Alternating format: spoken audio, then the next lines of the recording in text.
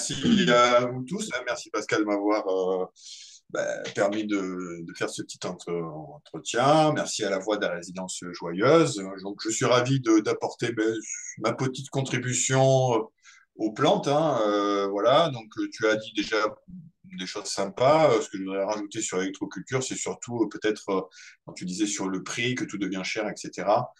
C'est vrai, mais c'est pour ça que l'électroculture est assez intéressante. J'en parlerai dans l'explication, mais c'est surtout pour renforcer de façon à ce que la plante soit vraiment en bonne santé et qu'elle n'ait pas besoin de médoc, en fait, on va dire, industriel, chimique. Voilà. Bon, après, je suis tombé dans l'électroculture parce que je suis une personne qui est passionnée d'énormément de domaines. Et l'électroculture, ben, voilà, j'ai vu des choses sur Internet. Bon, moi, ça m'a fait penser tout de suite aux Égyptiens, aux pyramides, à une électricité un peu libre, tout ça. Donc, il a fallu que j'expérimente.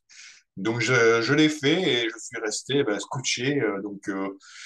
C'est pour ça que j'ai potassé un peu plus et que je vais essayer de vous présenter voilà, ce qu'est l'électroculture aujourd'hui, en sachant que ça n'existe plus dans les dicos. Quand on ouvre un dictionnaire, enfin, de toute façon, il n'y a plus de dictionnaire aujourd'hui, mais j'ai trouvé un vieux dictionnaire.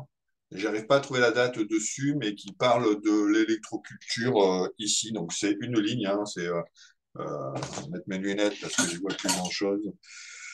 Mais l'électroculture, voilà, se dit d'une personne. Non, c'est pas là. Électroculture. Enfin, un dispositif qui utilise l'électricité, quelque chose comme ça. Ben, si vous voulez, je vous fais le partage d'écran, puis on va envoyer sur le PowerPoint. Donc voilà, ben, l'électroculture, donc une énergie libre au service de votre potager. Donc c'est effectivement le but du jeu, c'est pour pas cher, d'arriver à faire en sorte qu'on ait des beaux légumes jusqu'à la fin, en pleine santé, et sans trop utiliser d'eau aussi. Ça, c'est assez intéressant. Donc, voilà. Donc, l'électroculture vient du mot électrum qui veut dire ambre et culture qui veut dire honorer. Donc, l'ambre, en fait, donc c'est une résine fossilisée il y a longtemps, hein, et donc du coup, ils se sont rendus compte qu'en frottant cette résine, eh bien, ça faisait de l'électricité statique, un peu comme quand on enlève notre pull, en fait, eh bien, il y a des électricités. Donc les anciens se sont rendus compte qu'il y avait quelque chose, et puis du coup, honorer, donc ben voilà, on parle de la culture, donc l'électroculture, je trouve ça assez sympa. Donc, l'électroculture consiste à utiliser les forces électriques magnétiques au service de notre potager. Donc, effectivement, comme vous pouvez voir sur le slide à droite, en haut, donc la Terre, c'est un aimant, donc elle a une polarité nord-sud, et donc finalement, elle a un champ magnétique, elle a aussi un noyau terrestre central qui tourne pas tout à fait à la même vitesse que la planète, donc ce qui engendre une électricité. Et c'est cette électricité qu'on va pouvoir récupérer grâce au procédé de l'électroculture. Donc là, donc une force tellurique et une force cosmique. Donc on va récupérer tout ce qui vient de l'horizon, est-ouest, on va dire que c'est les forces électriques, et tout ce qui est nord-sud, c'est l'élément cosmo-tellurique, c'est ce qui relie le monde d'en haut et le monde d'en bas. Donc voilà, pour qu'on puisse vivre, même les humains, hein, tout animaux ou végétal, ben on a besoin pour vivre vraiment jusqu'à la fin de notre vie en pleine santé de ces forces électromagnétiques et telluriques. On n'entend pas beaucoup parler, c'est pour ça que ben, je vous en parle. Voilà. Donc finalement, on pense que l'électricité, elle remonte déjà au niveau des Égyptiens. Moi, j'en suis assez convaincu. Donc là, on a une image des, euh, des ampoules de Dandera. Donc là, c'est les doubles, il y a des simples aussi. On peut voir le pilier de Jeb. Bon, voilà. Surtout, on a retrouvé des piles de Bagdad qu'on appelle. Donc, les piles de Bagdad, donc c'était des poteries des poteries dans lesquelles il y avait un cylindre de cuivre et une tige de fer, du vinaigre. Le tout était scellé par du goudron et on arrivait déjà à avoir 1,5 volts à l'époque. Donc, c'est pas mal. Donc, plusieurs petites piles de Bagdad en série. On peut arriver quand même à beaucoup d'électricité. Donc, c'est au XVIIIe siècle qu'on invente l'électricité en Europe, a priori. Donc, c'est Lucio Galvani, et puis qui découvre ça. Donc, sur la petite photo, on voit la petite légende de grenouille. Ça nous rappelle nos petites expériences qu'on faisait à l'école pour ceux qui l'ont fait, où on mettait de la tension dans les jambes de la grenouille, et puis plac, plac, ça s'ouvrait. Et on a dit, ouais, ben, finalement, l'humain, c'est qu'un c'est qu'un corps électrique, etc. Donc, on n'a surtout pas pensé à la spiritualité. OK. Et puis après, donc, il y a Monsieur Volta qui a inventé la pile. Alors, la pile, c'est vraiment la base de l'électricité, certes, mais de l'électroculture aussi, puisque c'est une différence de potentiel, c'est-à-dire qu'on va mettre une plaque de cuivre, une plaque de zinc. Au milieu, on va mettre un isolant. Et c'est cette différence de potentiel, on verra un peu plus loin dans l'exposé, qui est la base de tout au niveau de l'électricité, en tout cas.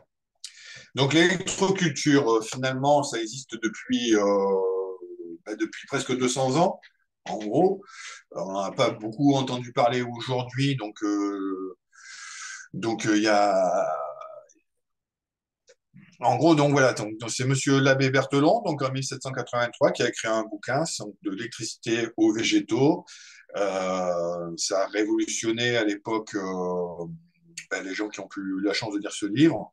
Et nous, en fait, on a récupéré donc l'électricité, enfin l'électroculture passive. Nous, en France, on va dire qu'on utilise des procédés qu'on verra dans l'exposé avec des antennes ou des matériaux, alors qu'en Grande-Bretagne, eux, ils ont fait l'électroculture, mais à partir de vraiment de l'électricité, c'est-à-dire qu'ils utilisent vraiment de la tension, du jus, etc. Moi, je vais vous parler l'électricité, enfin de l'électroculture passive, voilà, donc sans électricité, uniquement avec des matériaux. Donc en 1992, donc avant la Première Guerre mondiale, il y a eu un congrès à Reims, et donc il y a eu plusieurs pays. Il y avait de mémoire, il y avait le Mexique, enfin bon, il y avait plusieurs pays. Donc on découvrait vraiment cette électroculture et on comptait vraiment dessus pour vivre. Mais bon, la guerre a un petit peu mis un stop. Finalement, donc il y a des études qui ont été faites par monsieur Christophe Lot principalement. Donc lui, il a inventé la technologie du mât, donc c'est la technologie que moi je me suis inspiré. On va le voir après. Donc, les articles de ce personnage ont mis en valeur le fait que, ben voilà, on avait besoin de moins d'eau, que les légumes étaient plus costauds, qu'ils résistaient mieux aux maladies, que ça soignait la phylloxéra. Donc, ça- donc, j'espère que, enfin, si vous souhaitez le PDF, je vous l'enverrai. Voilà. Donc, l'électroculture, c'est lié aux ondes du haut-forme. Enfin, les ondes du haut-forme, pour moi, et l'électroculture, ça va de pair. Donc, une onde duoforme, c'est vraiment une structure qui permet de récupérer l'électricité d'en haut, enfin le monde d'en haut, et de le mettre dans le monde d'en bas. Et là, donc, vous pouvez voir sur cette photo une énorme pyramide qui permet enfin, 3 jours avant la semis, en fait, il est important, si notre pyramide est bien orientée nord-sud, est-ouest, donc de mettre nos graines sous la pyramide, de façon à activer le potentiel pour que les graines soient plus fertiles, plus résistantes. Voilà, donc au lieu d'utiliser la chimie qu'on nous propose, qui finalement, cette chimie, c'est après-guerre, qu'est-ce qui s'est passé? Ben, on a eu beaucoup d'obus, de, d'armes qui sont restées dans le stock, et puis donc on s'est dit, mais qu'est-ce qu'on peut en faire? Enfin, l'État s'est dit, qu'est-ce qu'on peut en faire? Et ils ont eu la belle idée de se dire, ben, c'est de la potasse, ça pourrait être de l'engrais. Donc finalement, on nous vend depuis ce jour de l'engrais qui est le résidu de la guerre, quoi. Donc on mange ce que l'on mange. Voilà, donc pour en revenir aux ondes duoformes, donc il y a les pyramides, donc sur laquelle vous pouvez mettre vos petites graines. Donc il y a les pyramides nubiennes, donc la pyramide nubienne, donc pour avoir ses caractéristiques, il faut multiplier la base par 1,618, qui est le nombre d'or, 1 plus racine de 5 sur 2. Donc c'est ce ratio hyper important à mes yeux en tout cas, du nombre d'or qui est l'exemple même de notre corps, c'est-à-dire que notre nombril est à 1,618 de la hauteur totale de notre corps. Donc c'est un ratio qui est utilisé dans les bâtiments sacrés, dans tous, dans le logo de d'Adidas, d'Apple. Enfin voilà, c'est un ratio qui est vraiment important à prendre en compte. Et après, donc, il existe une autre type de pyramide, la pyramide de type Khéops. Donc, c'est-à-dire que vous multipliez la base par 0,95 et vous avez les cotes. Donc, voilà, ça, vous pouvez le faire en cuivre ou les acheter sur Internet. Je vous donnerai un lien pour pouvoir éventuellement acheter ça en ligne. Mais autrement, vous pouvez le fabriquer. Moi, je l'ai fabriqué celle de Khéops. Donc, voilà, c'est intéressant de mettre ces graines juste à 3 jours avant les semis. Donc, si on respecte les calendriers lunaires, ça peut être intéressant. Là. Donc voilà, donc on va rentrer dans le vif du sujet de l'électroculture. Donc l'électroculture, elle sert à récupérer donc tout le champ d'information qui est dans l'air, donc dans la magnétosphère. Donc c'est l'électricité statique avec des électrons positifs. On va mettre ça on va capter ça grâce à du zinc, une antenne en zinc. Ça va descendre dans un matériau en cuivre et puis ça va aller dans le sol. Donc, en général, on va avoir une augmentation de 1,5 volts. C'est pas grand-chose, mais ça suffit énormément pour améliorer les vers de terre aiment ça. Donc, si vous amenez les vers de terre, vous amenez l'aération de vos sols, etc. Donc, sur le tableau de périodique des éléments, donc ça nous rappelle un petit peu quand on était enfant. Donc, je l'ai juste positionné pour vous rappeler ce que c'est. Donc là, finalement, on a des éléments qui vont du plus lourd au plus léger. Donc, nous, ce qui va nous intéresser, j'ai fait un petit récap En fait, voilà, ce qui est intéressant, c'est l'électronégativité d'un, d'un produit comme l'or, par exemple, et l'argent. Donc, l'or est à 2,4 et l'argent est à 1,93. C'est-à-dire qu'on a un prorata de 0,5, par exemple. Et ça, c'est important d'avoir un grand écart entre, on va dire, le plus et le moins. Donc, nous, dans l'électroculture, on pourrait utiliser l'or et l'argent, mais on n'a pas assez d'argent. Donc, on va plutôt utiliser le cuivre et le zinc. Voilà. Moi, en tout cas, c'est ce que j'ai utilisé. Donc, le cuivre et le zinc. Donc là, le rapport, le quotient est entre 0,9 et 1,65. Il est très peu, mais ça suffit pour faire comme en fait une électrolyse. On a les éléments qui se déplacent d'un stade vers un autre, et c'est ce déplacement qui crée l'électricité. Donc voilà, donc la différence de potentiel. Donc c'est ça. Donc là, vous avez une électrode en zinc à gauche et une électrode en graphite. Donc matériaux qui ont une différence d'électronégativité. Eh bien, ça va suffire pour créer de l'électricité, pour permettre au sol d'être plus aéré grâce à l'apport des vers de terre qui vont venir se nourrir de ça. Donc, l'électroculture, ce qui est assez magique, c'est que ça va vous faire remonter l'eau qui est naturellement. Donc, enfin, en fait, c'est un phénomène d'électro-osmose. Donc, voilà, c'est vraiment. Je vous en parlerai tout à l'heure. Moi, j'ai vraiment été bluffé parce que, voilà, moi, j'ai pas arrosé pendant un mois et donc ça a poussé. Donc, c'est vraiment ça pompe l'eau. Donc voilà, moi je me suis intéressé, enfin j'ai expérimenté, voilà, c'est le type mât. Donc c'est une antenne sur le schéma à gauche et vous pouvez la voir sur la photo ici à droite. Donc en haut j'ai mon hérisson et mon fil de cuivre. Donc le but du jeu, voilà, c'est de récupérer ici à l'antenne en haut. Donc moi j'ai fait ça avec, on va le voir sur la petite photo d'après. Donc ici, hein, c'est uniquement du zinc que j'ai taillé dans une gouttière. Donc, donc c'est vraiment faire le hérisson pour pouvoir capter cette information-là. Donc, on récupère tous les ions positifs qu'on a besoin et donc on le fait passer dans le cuivre. Et le cuivre ne doit pas toucher la terre.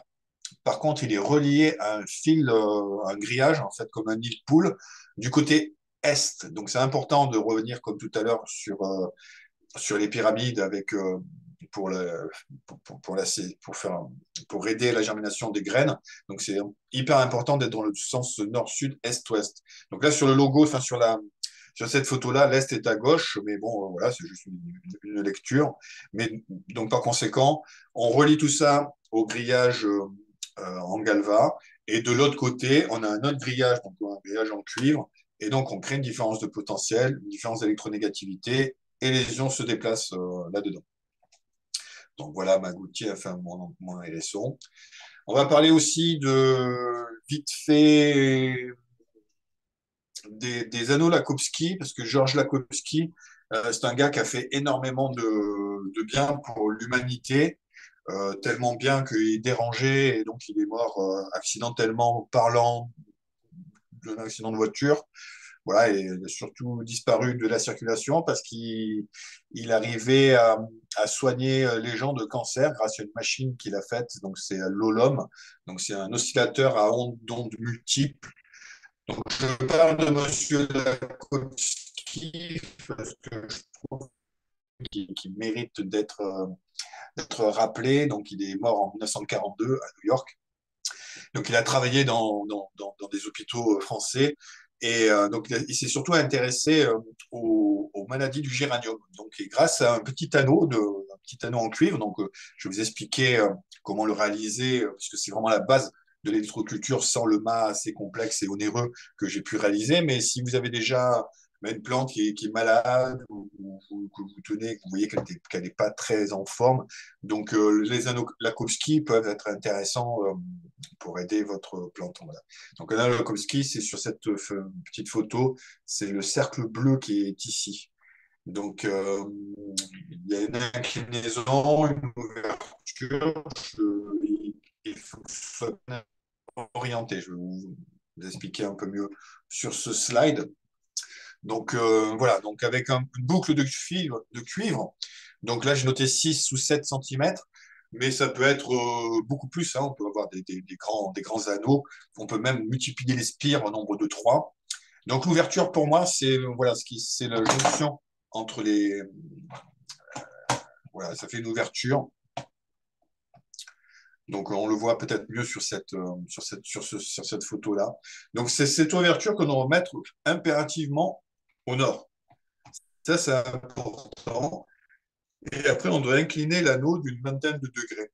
Donc, ça nous permet, le fait d'incliner l'anneau, ça nous permet de capter les champs électromagnétiques de la planète, donc les champs est-ouest. Et le fait qu'on le mette nord-sud, donc avec l'ouverture au nord, on récupère les ondes magnétiques. Donc on bénéficie des forces indispensables à la vie, hein, donc de l'électricité et un alignement Amus Corpus Spiritus, je dirais. Donc, en général, on va utiliser un câble de section de 1,5 cm ou 2,5, ou là, éventuellement, à la photo, c'est du multibrin, mais rigide. Donc, il faut que ce soit du fil de cuivre rigide. Donc, là, j'ai fait qu'une seule spire, mais comme je vous dis, on pourra en faire 3 spires. Et après, si vous voulez enrichir votre installation, alors là, j'ai marqué pour les puristes, parce que tout à l'heure, on a parlé du nombre d'or, ce ratio-là. Il y a aussi un autre ratio qui est hyper important dans la vie, c'est l'utilisation des chiffres 3, 6 et 9, donc pour entrer dans une résonance.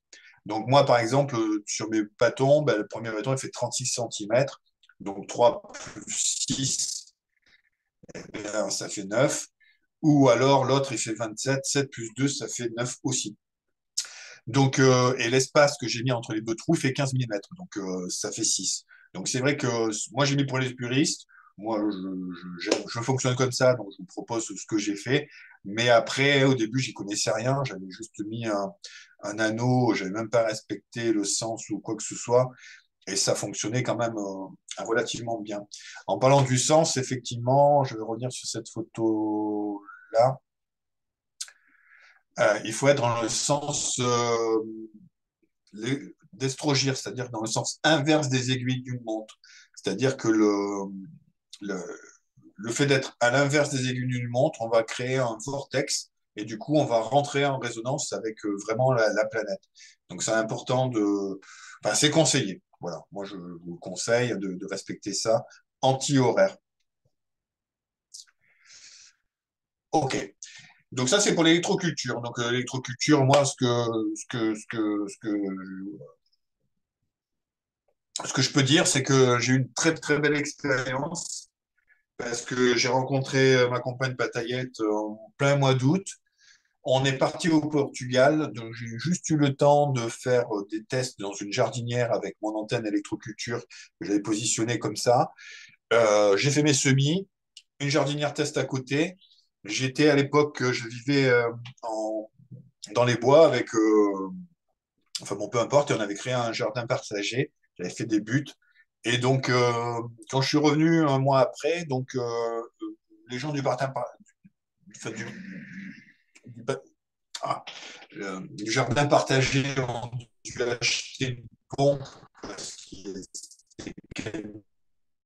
et donc, ils arrosent assez généreusement leur jardin, mais ils n'ont pas réussi à avoir des épis de maïs. Et moi, quand je suis revenu, avec pas une seule goutte d'eau, j'ai eu deux épis de maïs de mètre 50 qui m'ont servi à tutorer mes tomates. J'ai eu 10 kilos de pommes de terre, j'ai eu du persil. Ben, c'est assez impressionnant parce que les, les, les tomates qui n'étaient pas tutorées, ben, du coup, se déracinaient par leur poids et tout ça sans eau, quoi. Alors après, la vie a fait que je suis devenu géobiologue et donc j'ai pu retourner à l'endroit où j'ai mis en place cette installation et je me suis rendu compte qu'il n'y a jamais trop de hasard dans la vie. Et donc j'avais mis vraiment mon installation à la croisée d'un réseau Hartmann et Curie et il y avait de l'eau dessous. Donc on aurait pu avoir une église romane. Donc ça, c'est vrai que ben, c'est un peu l'hasard. Donc faites confiance à votre instinct pour mettre ce type d'expérience-là. Alors après, je vais parler de la magnétoculture parce que finalement, j'ai réutilisé mon installation en plein centre-ville. Et là, je me suis rendu compte que j'avais des résultats nuls. Voilà, il n'y a pas d'autre mot à dire. Donc, j'en ai déduit que les antennes, que les poteaux télégraphiques, que les antennes relais, enfin, toute l'onde magnétique, le brouhaha de la ville, eh ben, en fait, au final, l'onde ne devait pas être terrible. Donc, j'ai laissé tomber cette expérience-là, donc de l'électroculture. Donc, par contre, si vous habitez dans un jardin en campagne, là, oui, faites. Et par conséquent, je me suis intéressé à la magnétoculture. Et du coup, ça fonctionne dans des endroits pollués en centre-ville. Donc la magnétoculture, finalement, c'est à base d'aimants. Voilà. Donc on va respecter encore une fois la polarité de la planète, le sens nord-sud.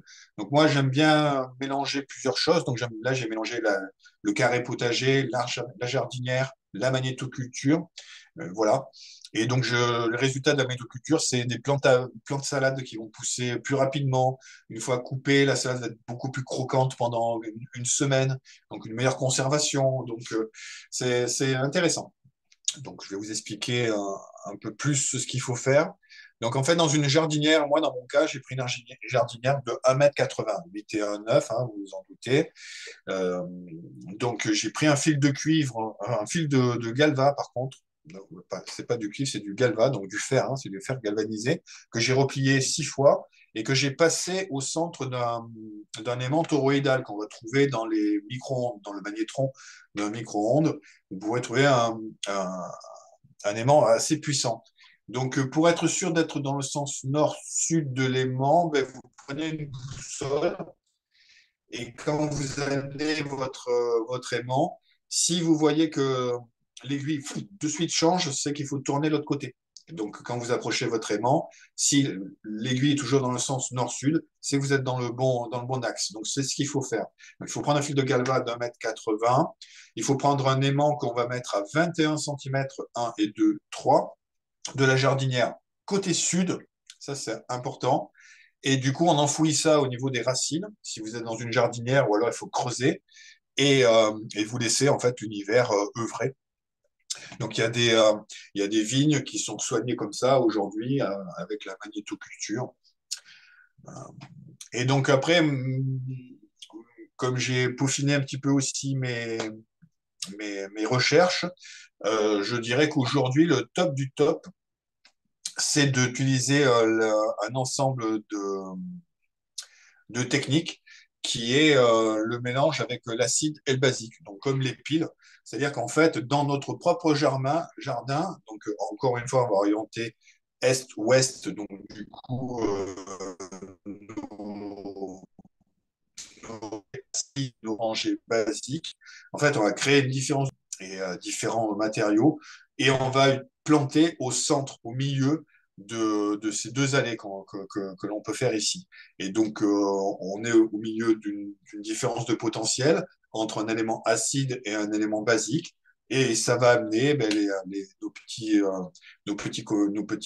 vers de terre. Ça va créer, donc refaire remonter l'eau par capillarité.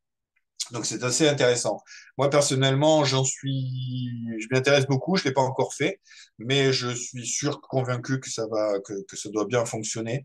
Donc pour les éléments acides, donc chargés en eau positive, on va utiliser de la terre de bruyère, du mâche-fer, du sable de Loire, du sablon de carrière, de la poudre de roche, de la tourbe, de la cendre de bois, de la poussière de charbon, de la suie et du fumier de poule. Donc voilà, ça c'est tous des éléments acides donc, on fait des grosses rangées.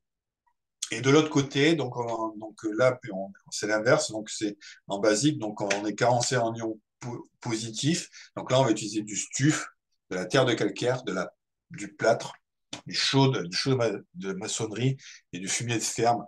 Donc, des éléments plutôt riches. Voilà. Donc, du coup, on crée une différence de potentiel. Donc, c'est une pile naturelle. Voilà. Donc, ça, c'est à utiliser.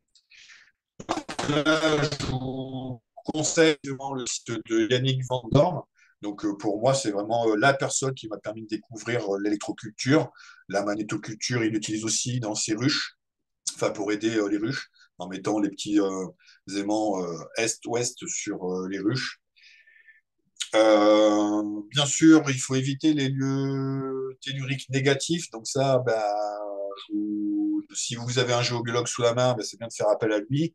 Autrement, bah, utilisez votre ressenti intérieur, c'est-à-dire bah, profondément, vous demandez une question à l'univers. Et si vous basculez vers l'avant, bah, c'est que c'est un oui. Si vous basculez vers l'arrière, c'est que c'est un non. Donc n'hésitez pas à demander à vos tomates où est-ce qu'elles veulent se placer. Parlez-leur, donnez-leur de l'amour, depuis que dès le départ, hein, même quand c'est une graine, hein, voilà, c'est de la vie. Moi, j'ai des appareils qui permettent d'écouter la musique. Donc, c'est le chant des plantes. Donc, c'est une différence de potentiel avec une anode et une cathode qu'on va brancher sur les feuilles et sur la racine. Et donc, du coup, l'appareil enfin, reconnaît la différence de potentiel de la plante et du coup, la plante chante. Et donc, c'est assez intéressant de voir qu'une plante, ben, si on lui parle, si on discute avec elle, ben, elle est très intelligente. Euh, et donc, non seulement la plante est belle, mais donc avec tous ces éléments-là, l'électroculture, la magnétoculture et l'électroculture par la différence de potentiel du jardin, eh bien, ça nous permet d'avoir des bons légumes pour cet été. Et je dirais en plus, ça n'a rien à voir avec l'électroculture, mais pour cet été, eh ben, je pense que vu que le soleil est vraiment très très très puissant, mais enfin peut-être investir dans des bâches, parce que c'est bien beau d'avoir des légumes qui vont jusqu'au bout. Et donc là, l'année dernière, avec les canicules, etc., il y a eu trop de soleil. Donc voilà, c'est fini. Voilà.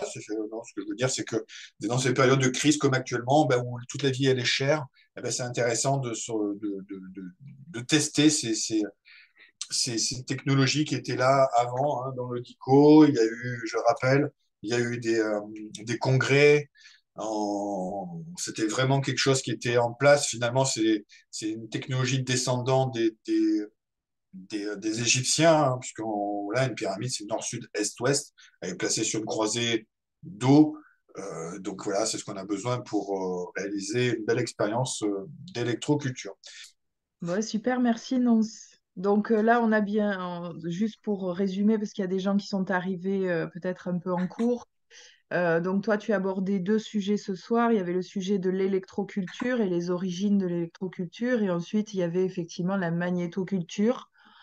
Si j'ai bien compris, l'électroculture, ça consiste à dynamiser, notamment à l'aide de pyramides, les semences, à dynamiser peut-être aussi son eau, ou à utiliser donc des antennes ou des anneaux de Lakhovsky directement sur le site de plantation pour pouvoir ben, capter justement cette différence de potentiel et le restituer à la terre pour que la vie qui s'y trouve puisse se décupler. Tout à fait. Ouais. Et Voilà. effectivement, l'eau, très important. Effectivement, oui, n'hésitez pas à dynamiser votre eau. L'abbé Berthelot, lui, il utilisait vraiment pendant la foudre, l'électricité. Donc, il avait tout un système qui permettait enfin d'utiliser l'électricité dans son eau. Et après, donc, il allait arroser son potager avec son eau électrifiée par le naturel. On voit bien aussi que les chevaux, eh ben, dès qu'il pleut ou qu'il y a de l'orage, ils se dépêchent d'aller dans une mare d'eau pour pouvoir vraiment boire cette eau électrifiée. Et donc, et en plus, si vous pouvez prier votre eau et lui amener des messages d'amour, eh bien, toute cette eau va pouvoir être récupérée dans vos plantes, quoi. Mm. Merci. Et si j'ai bien compris aussi, donc toi, le résultat de ton expérience, c'est que l'électroculture, quand elle est pratiquée en campagne, ou en tout cas avec une nature suffisante, elle peut donner de très très bons résultats en termes de rendement. Moi, j'ai vu personnellement des photos de têtes de tournesol qui faisaient à peu près 60 centimètres de diamètre avec de Tout à fait. l'électroculture enfin, voilà, des fruits et des légumes avec des tailles absolument extraordinaires, sans eau, sans rien. Euh, et que par contre, effectivement, si c'est en ville et que autour il y a d'autres sources électromagnétiques qui peuvent venir interférer, là, les résultats sont moindres. Est-ce que c'est juste de dire ça? C'est ça, tout à fait. Enfin, en tout cas, c'est Ok. mon expérience. Voilà. Moi, de mon expérience, j'habitais dans les bois, je suis parti, donc j'ai pas arrosé du tout, je suis revenu, tout avait fonctionné. J'ai pas eu des trucs énormes parce que j'ai jamais apporté d'eau complémentaire. Je pense que si j'avais été présent, que j'avais arrosé un petit peu plus, j'aurais eu des légumes dans les meilleures conditions. Et effectivement, j'aurais eu Ouais, des un ensemble plus rendements. gros. Donc, je peux Hmm. pas en parler parce que moi, je l'ai pas fait. Après, j'ai déménagé, je suis arrivé en centre-ville, j'ai repris mon antenne, j'ai repris tout mon système, je l'ai planté et ça n'a pas fonctionné du tout. Donc là, je me suis dit, bon, ben, qu'est-ce qui se passe? Donc j'en ai déduit que c'était la hauteur et puis les ondes électromagnétiques. Et du coup, je me suis intéressé à la magnétoculture. Et donc là, j'ai testé vraiment. Et donc vraiment sur les salades, enfin en tout cas salade, radis, tout ce qui est petit, quoi, pas mais ça peut marcher aussi sur du gros, puisqu'ils soignent des vignes en électro magnétique. Euh, bon, là, c'est des Hmm. procédés un peu plus grands. Et on peut utiliser aussi de la cire d'abeille, parce que la cire d'abeille a vraiment des propriétés, je ne sais pas comment l'expliquer, mais c'est les travaux de Marcel Violet. En fait, je ne sais pas si Marcel Violet, lui, il a fait des travaux sur l'eau, donc il avait créé une machine pour pouvoir informer, dynamiser son eau à base d'électrodes et de cire d'abeille. Donc, de toute façon, on retrouve toujours les mêmes scientifiques, Lakowski, enfin tout ça dès Hmm. qu'on touche un peu à l'électricité libre, etc., on a toujours les mêmes personnes Hmm. qui ont découvert vraiment des super trucs, quoi. Hmm. Ouais. Oui, et donc ce Donc, qui est important par rapport à cette notion d'énergie libre, c'est qu'effectivement en France, euh, déjà en son temps, on pratiquait donc l'électroculture passive, qui veut dire qu'en gros, on n'était absolument pas relié à un réseau électrique quelconque, c'est-à-dire qu'il n'y avait pas de coût. ça, Hein. tout à fait. Mm. Ouais. Alors qu'en Angleterre, eux, ils utilisent vraiment l'électricité. Donc, il y a eu des grosses études qui ont été faites, mais après, c'est pas des milliers de volts, hein, je sais pas combien exactement, ils utilisaient peut-être du 12 ou du 24 volts, mais en tout cas, ils utilisaient de l'électricité. Moi, Mm. ce que j'ai expérimenté, c'est le passif, et c'est ce qui Mm. m'intéresse. Quoique l'électricité, ça peut être pas mal avec panneaux photovoltaïques gratuitement à tester aussi, hein, pourquoi pas. Voilà. Moi, si vous avez bien compris le principe, c'est une différence de potentiel entre acide basique plus et moins, une électronégativité des éléments différentes, cuivre, argent, enfin or, argent, cuivre, zinc. Donc voilà, donc trouver quelque chose, un écart d'électronégativité pour pouvoir créer un déplacement d'électrons et donc du coup créer de l'électricité.